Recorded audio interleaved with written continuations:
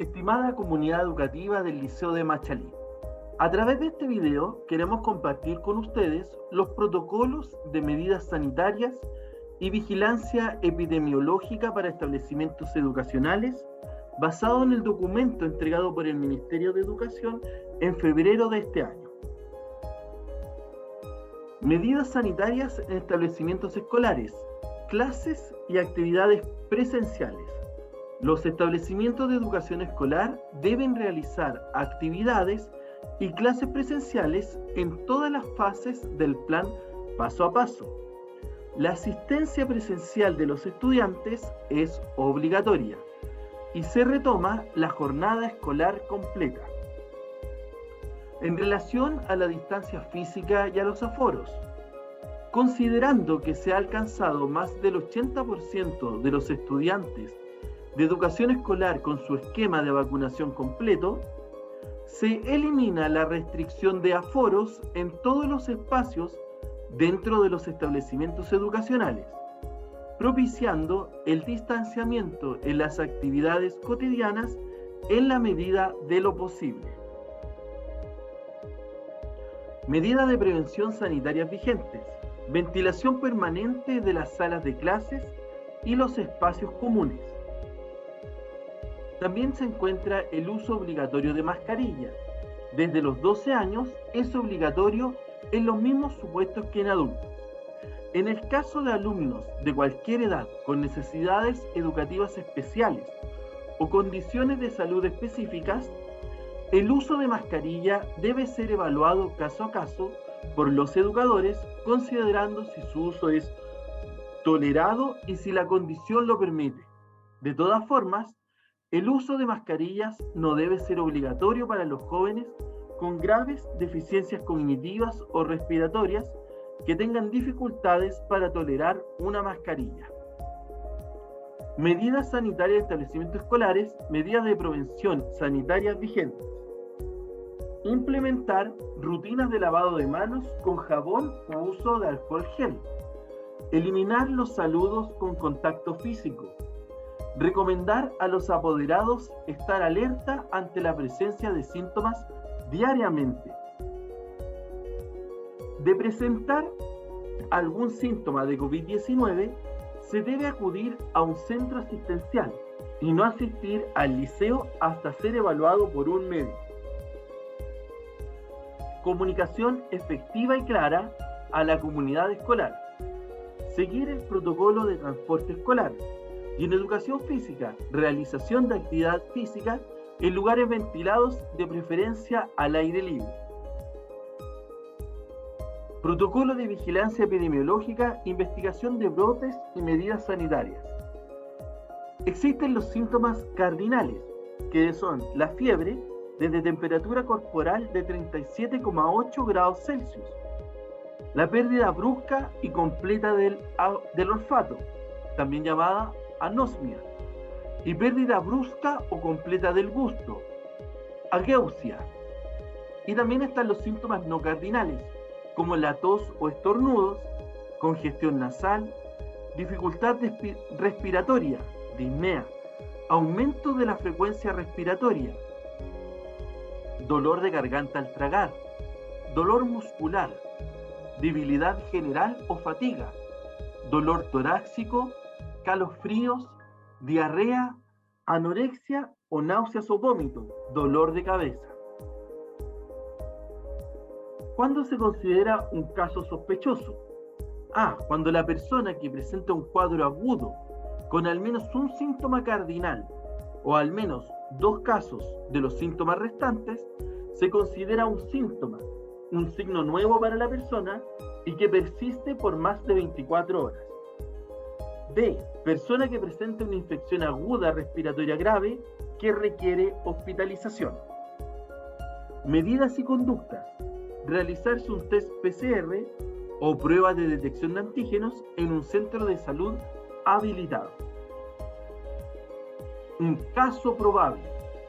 Persona que cumple con la definición de caso sospechoso con un test de PCR o de antígeno negativo o indeterminado, pero tiene una tomografía computarizada de tórax, un TAC, con imágenes sugerentes de COVID-19. Medidas y conductas. Mantener aislamiento por 7 días desde la aparición de los síntomas. Los casos asintomáticos terminan su aislamiento 7 días después de la toma de la muestra. Persona en alerta COVID-19.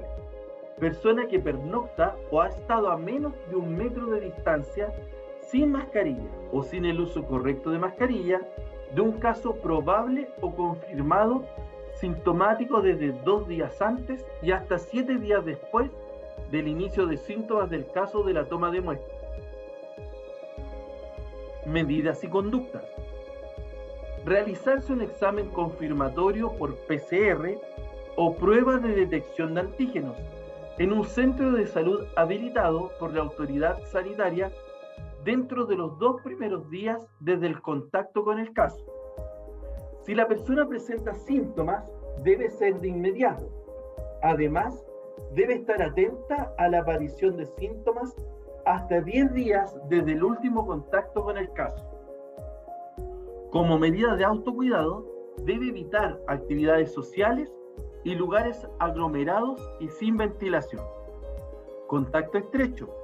Las personas consideradas contacto estrecho serán definidas solo por la autoridad sanitaria en caso de confirmarse un brote. Corresponderá a la autoridad sanitaria determinar si se cumplen las condiciones para hacer contacto estrecho. No se considerará contacto estrecho a una persona durante un periodo de 60 días después de haber sido un caso confirmado. Y el concepto de brote. En el contexto de los establecimientos educacionales, se considerará un brote si en un establecimiento hay 3 o más casos confirmados o probables en 3 o más cursos en un lapso de 14 días. Gestión de casos COVID-19 en el establecimiento educacional. Medidas de prevención y control. Existen 3 estados. Estado A, descripción. Un caso de estudiante o párvulo confirmado o probable en un mismo curso o grupo. Medidas. Aislamiento del caso. Cuarentena. 7 días desde la aparición de síntomas o la toma de muestra. A partir de la fecha del último contacto de compañeros que se sienten a menos de 1 metro de distancia. Distancia lineal, medida desde la cabeza del estudiante en todas las direcciones. Resto del curso o grupo son considerados personas en alerta COVID-19 y pueden continuar con clases presenciales. Reforzar medidas de ventilación, evitar aglomeraciones y lavado frecuente de manos en el establecimiento educacional. Estado B, descripción. 2 casos de estudiantes o párvulos confirmados o probables en el curso. Medidas, aislamiento de los casos.